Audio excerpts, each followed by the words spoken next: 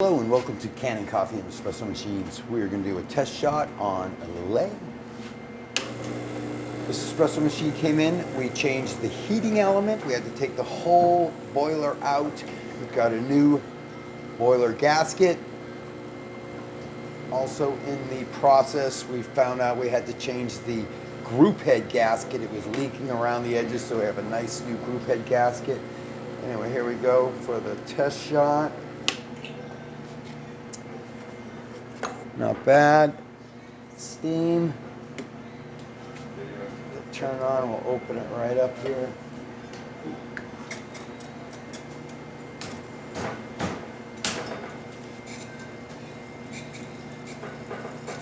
It's a single boiler, so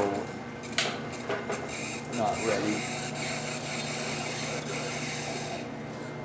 But they go, let's heat up a little bit more and you have a nice strong steam, nice and quick. Also open up and do hot water to replenish that.